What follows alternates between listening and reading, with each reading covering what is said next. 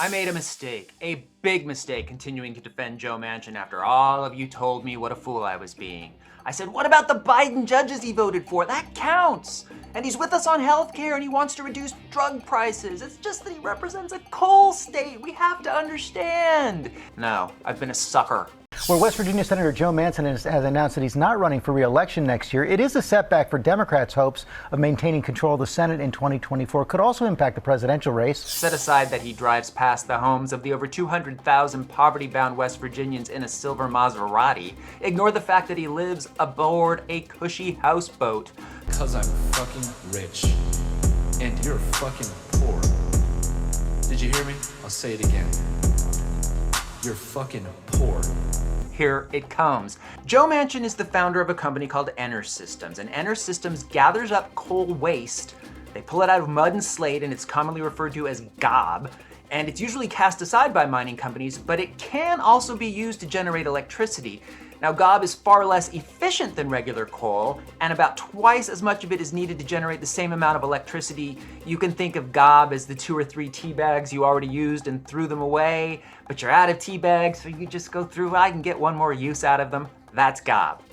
Now, because gob is so inefficient, transporting it only makes sense when the cost is low, meaning it's never usually hauled far from where it's found, and that's where Joe Manchin's company, EnerSystems, comes in.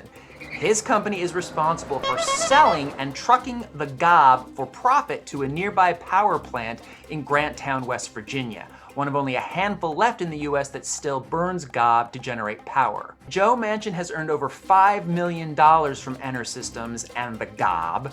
Not included in that is the cut he also gets from the Granttown plant for the privilege they have of burning his inefficient, high-priced coal slop. And it gets worse. Once the gob is burned, it leaves behind toxic ash, and Manchin's company then goes back and carts away that ash and dumps it. That leftover ash contains high levels of contaminants that can damage internal organs if inhaled and can leach into local drinking water. So Joe Manchin literally makes money screwing the environment both coming and going. Because I'm fucking rich.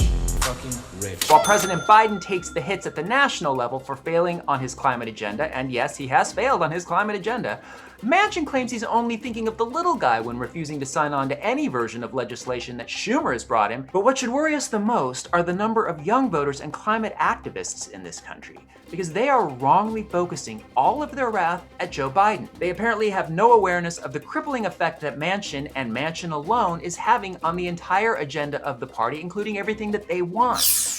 In the New York Times, there was an article headlined, "Young Voters Are Fed Up with Their Much Older Leaders." And it came with a parade of quotes from crushed 20-somethings who see Biden as ineffective at best and a liar at worst. And none of them mention what a singular derailing force Manchin has been to the very goals that they're hoping to see Joe Biden achieve, that we're all hoping to see Joe Biden achieve. Because I'm fucking rich and you're fucking poor. So I was the sucker. I was the sucker for hoping Joe Manchin was a man of some kind of integrity. I do hope, however, when I'm confronted by a wide-eyed first-time voter, much like I was 20 years ago when Bill Clinton was saying he was going to let gays serve openly in the military and then wound up with don't ask, don't tell.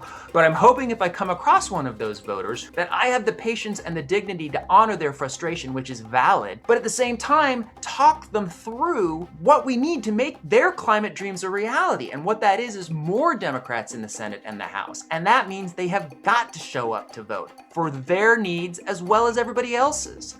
We Democrats collectively have got to show up, and if we add just 2 more Democratic senators to the 50 we already have, none of us will ever have to hear from Joe Manchin again. Because I'm fucking rich and you're fucking poor. Did you hear me? I'll say it again. You're fucking poor. Poor. Poor. You're fucking poor. Poor.